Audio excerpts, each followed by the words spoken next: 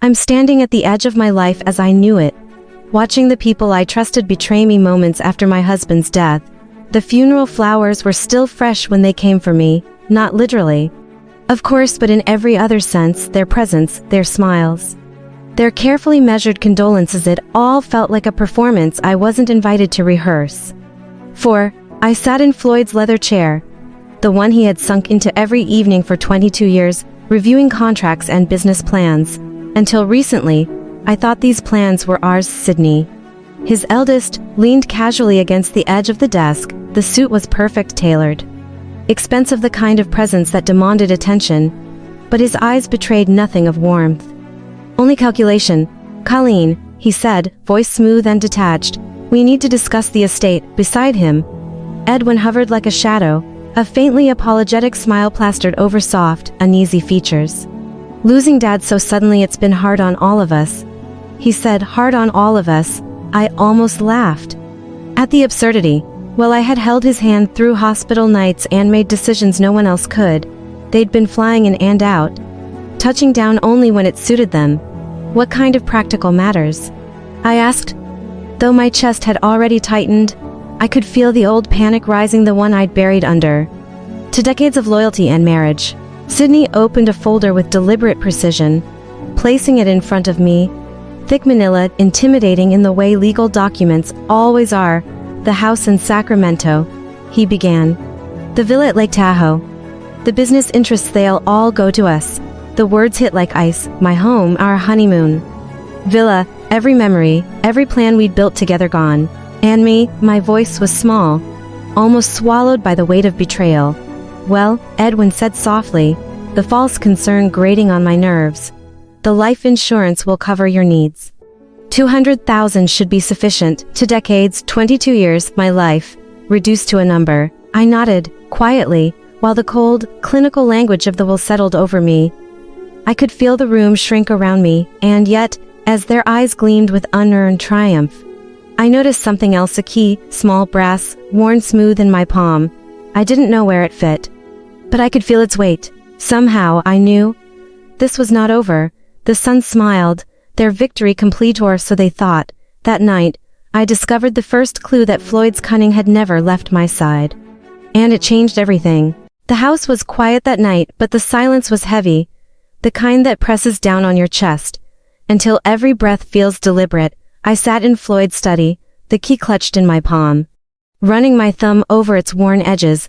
Something about it felt familiar, though I couldn't place it. My fingers trembled, not from fear, exactly, but from the realization that for the first time in years, I might have a choice. I opened the desk drawer, hoping for some clue, some whisper of the man I loved. That's when I noticed the folder tucked behind a stack of financial statements, yellowed with age. No labels, no explanation, just a faint, handwritten C in the corner. Inside were letters addressed to me from Floyd. My hands shook as I read the first one. "If you are reading this, they have come for everything, but they do not understand. I never trusted them, and neither should you. Patience, Colleen, watch, wait, everything will be revealed." I blinked, my chest tightened. My husband gone, yet somehow still orchestrating a plan from beyond the grave.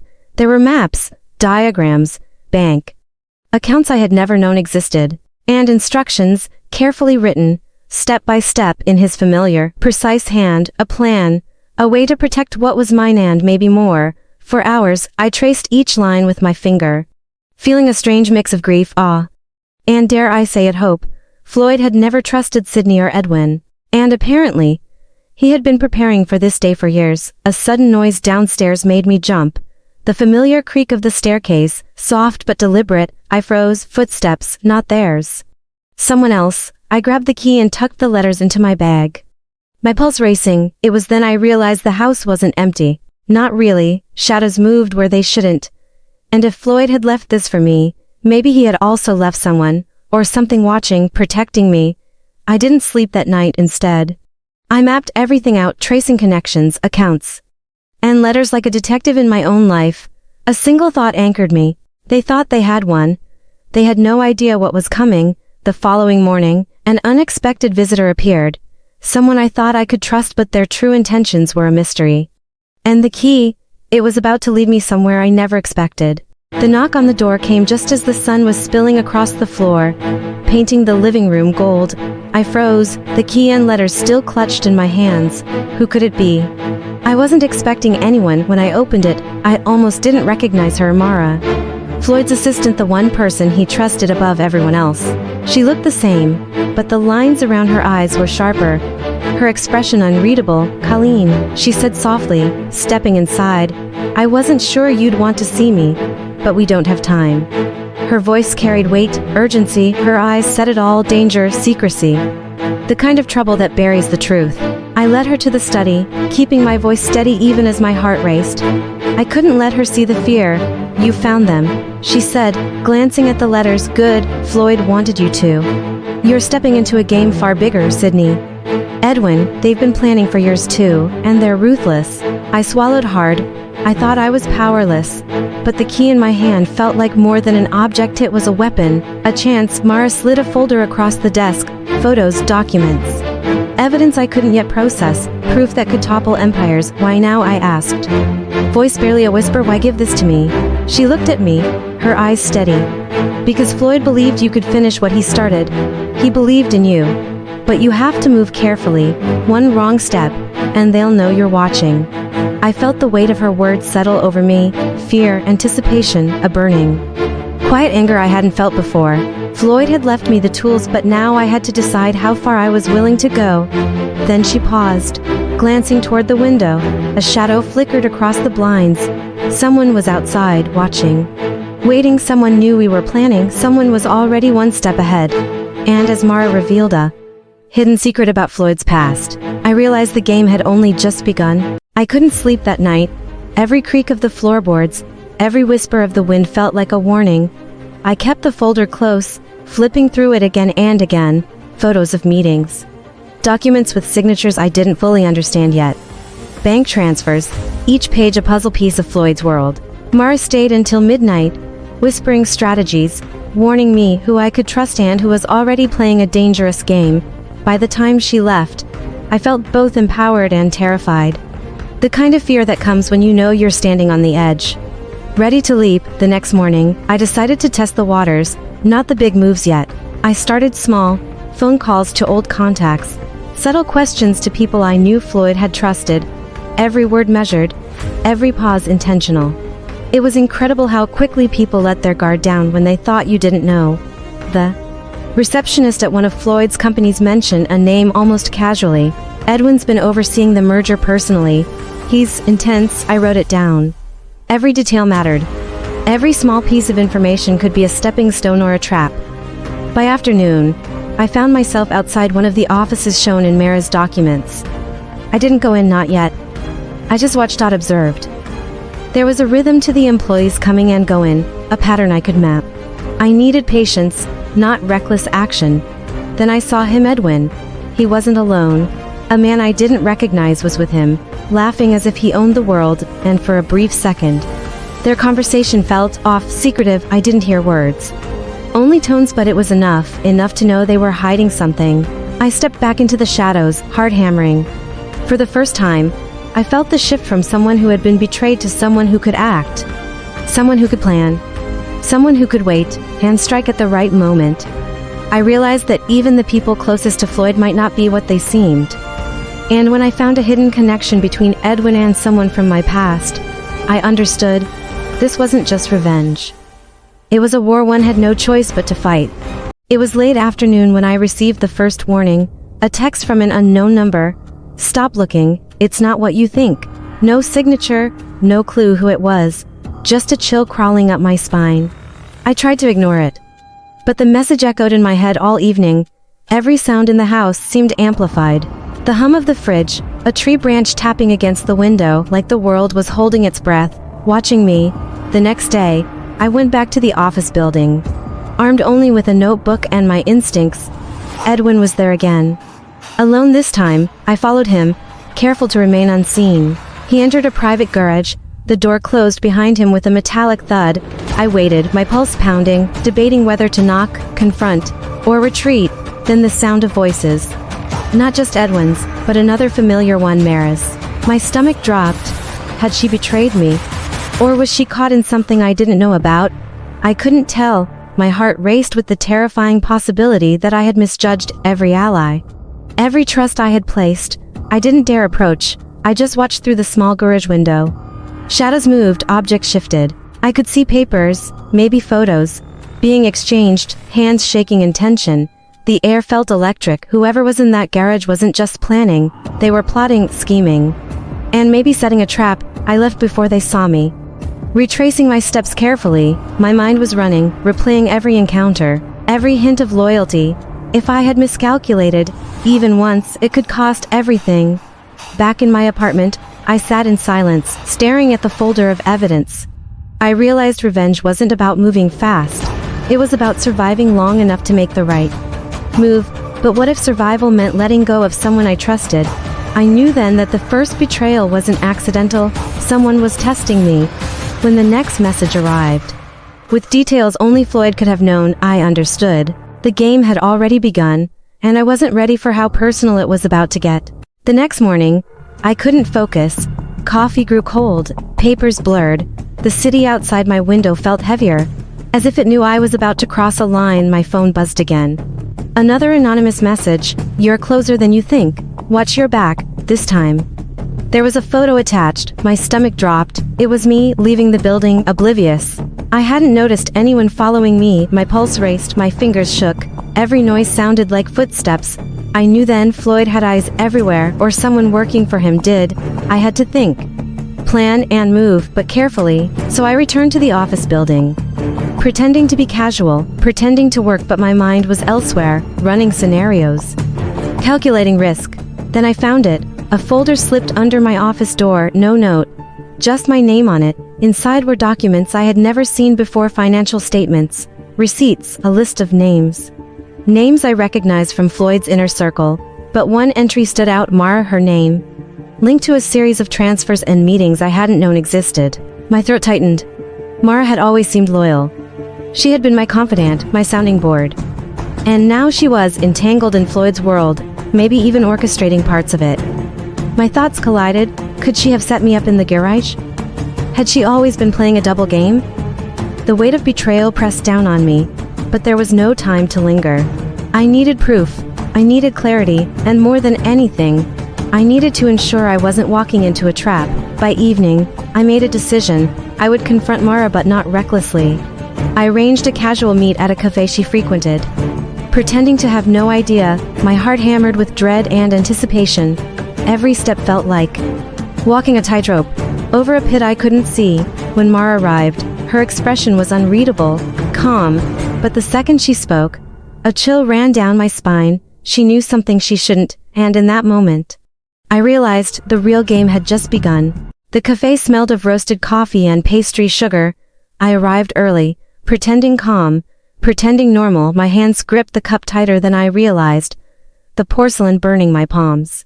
Then I saw her, Mara, sitting alone, scrolling on her phone. Perfectly composed, she looked up and smiled when she saw me, but it didn't reach her eyes. I slid into the chair across from her. "Mara, we need to talk," I said quietly, trying to keep my voice even. "Of course," she replied, her tone casual, almost a casual. "What's on your mind?" I leaned forward. "I found this." I placed the folder on the table. She froze, just slightly, but it was enough. Her calm mask faltered for a second, a flicker I wouldn't have noticed before. She studied the documents without touching them, her fingers tracing the edges like she was reading invisible words. "I see," she said finally, still trying to sound neutral. "You've been working with him," I said, my voice low, controlled, but sharp. "You've been feeding him information. Am I wrong?" Her eyes darted up, and I caught the flash of guilt, or was it fear? "Colleen, it's not like that. You don't understand the whole picture." "That's the problem," I said. "I do want to understand. But right now, it looks like betrayal." She swallowed, her lips tight. The cafe noise seemed to fade around us, and for a moment, I could feel the tension.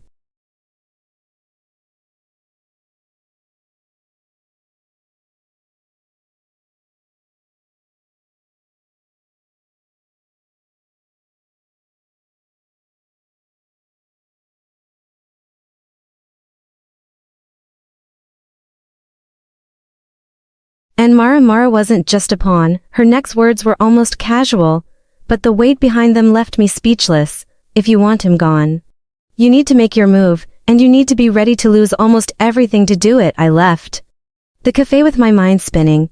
Mara's words lingered like a warning but also a key. That night, I sat in my apartment staring at the glowing city below, thinking about every detail Mara had revealed, every conversation, every secret transfer, every small betrayal. Floyd had thought he was untouchable. He hadn't counted on me. I made my first move the next morning. It was small, almost insignificant to anyone else, a misdirect, a planted rumor, a carefully timed leak, but in the game Floyd was playing, small disruptions multiplied fast. By lunchtime, I started seeing the first cracks, calls diverted, subtle changes in behavior, whispers of panic. Yet even as I watched the chaos begin to ripple through his carefully controlled world, doubt gnawed at me. What if I'd underestimated him? What if every action I took brought him closer to discovering me? Every step forward was a risk. A gamble with everything I had invested. And then came the call. I didn't recognize the number, but something in the voice made my stomach knot. Colleen, the voice said, calm and dangerous. I know what you're doing. I froze, my heart pounded. The floor beneath me felt like it could drop out at any moment. Who is this? I asked, keeping my tone steady. Think of it as a courtesy warning. Stop now.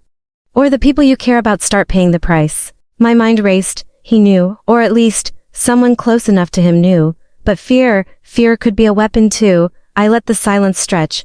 Then I smiled softly, the coldest I'd felt in years. I'm already in motion, I said, and it's too late to stop me. I hung up before he could respond. My hands shook. But not with fear, this was adrenaline. The thrill of finally having some control over the chaos that had been controlling me. That night, I reviewed my plan again, every contingency, every step, every risk. I realized that the first move had succeeded not because it destroyed him, but because it forced him to react.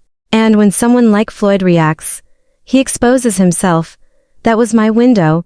The first move had been made, but the real game was about to begin. And I would have to dive deeper than I ever imagined, because now the enemy knew I was coming. The question was, who would strike first?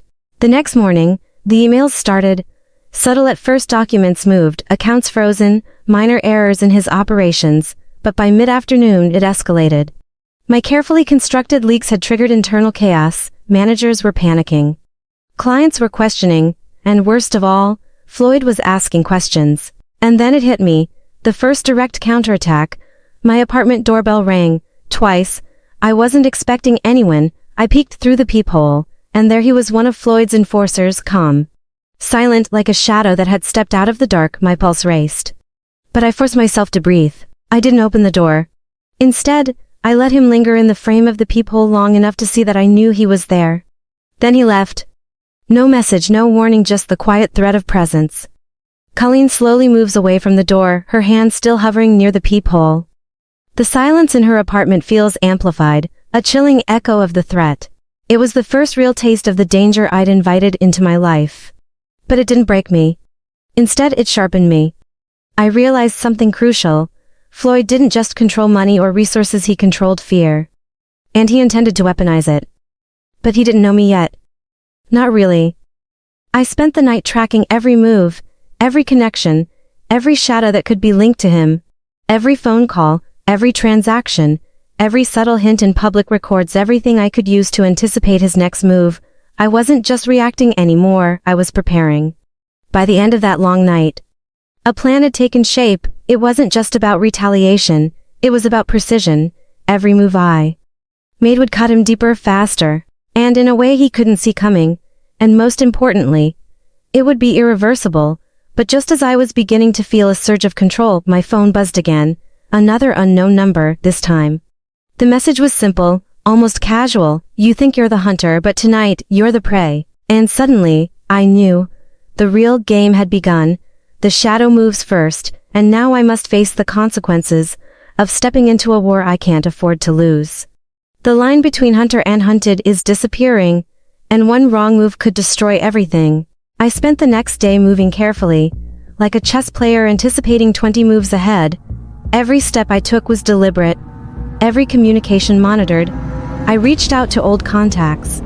People who owed me small favors, people who knew the edges of the networks Floyd used. Every small piece of intel felt like a weapon, and I sharpened them relentlessly. Then it happened, a meeting request from someone I hadn't spoken to in years. Someone who owed me more than they realized. The location was quiet, abandoned. Almost forgotten perfect. I arrived early, nerves taut but steady, and he was there. Not Floyd himself yet, but one of his closest allies. Someone I knew had his ear and his trust. His surprise at seeing me was clear. Almost faintly amused. "I didn't think you'd show up," he said casually, like we were meeting for coffee instead of a confrontation that could topple empires. I let the silence stretch. I let him feel it. The tension that had built over months. Then I spoke. Calm, measured, and I scolded in tone. "I didn't come to negotiate," I said. "I came to finish what you started." For him, every word landed like a hammer. I could see him calculating, weighing his options. But I wasn't bluffing. Every move I had made up to this point, the leaks, the chaos, the threats, was part of a larger, meticulously crafted strategy. And now, for the first time, I revealed a sliver of it. Just enough to make him sweat. By the end of our conversation, I walked out with more than information. I walked out with leverage. But the moment I left, a cold realization hit me. Floyd had expected this. Every move I had made. Every trap I had set, it was anticipated. He was no longer just a man. He was a force of instinct and calculation.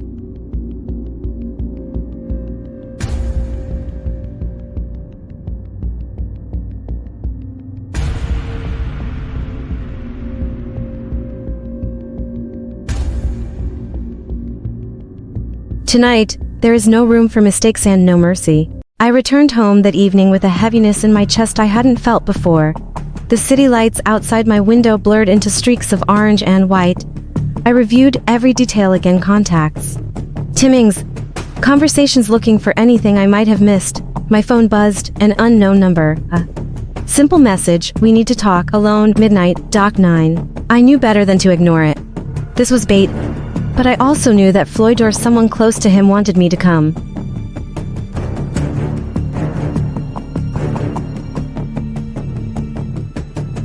I arrived at Dock 9 just past midnight. The air smelled of salt and oil.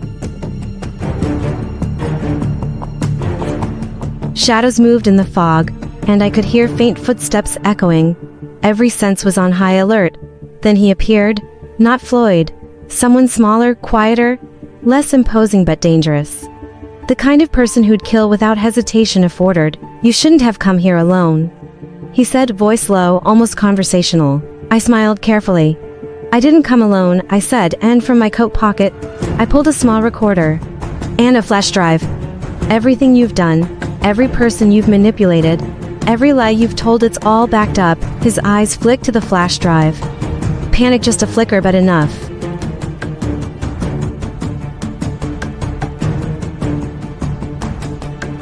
For the first time, I felt the tide shift. This wasn't just about survival anymore.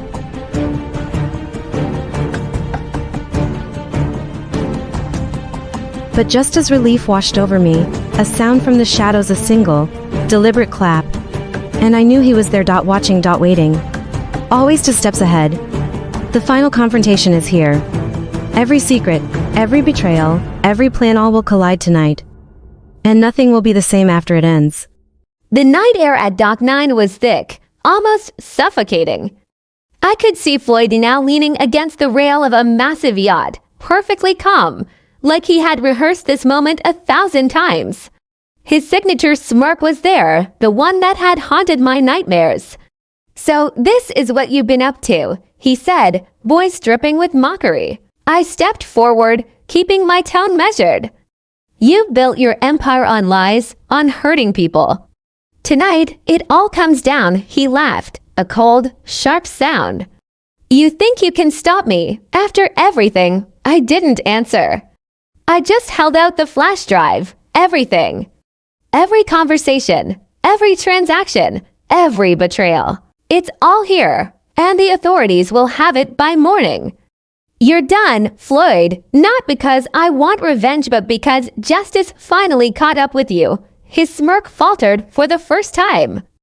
Panic flashed across his eyes. He took a step forward, but I was faster, moving into the shadows where I had planted cameras and waiting witnesses. With a single push of a button, lights blazed across the dock.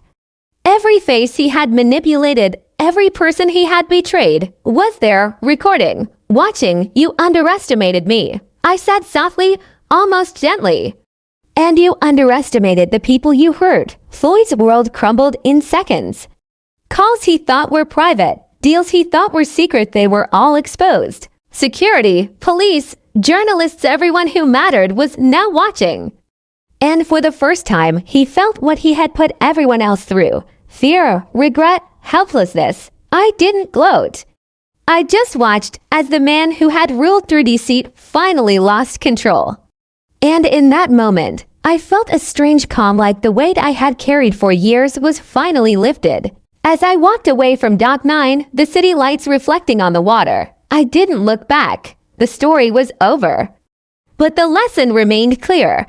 No matter how powerful someone seems, betrayal always carries a price. And patience, careful patience, has its own kind of power. I finally understood revenge isn't about hatred.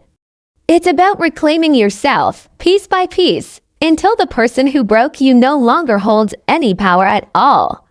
And that's how it ended, not with shouting, not with chaos. Just truth, finally in the open. Sometimes karma doesn't arrive loud, it arrives patient, precise, and right on time. If you've ever watched someone underestimate you, you already know how powerful that moment can be.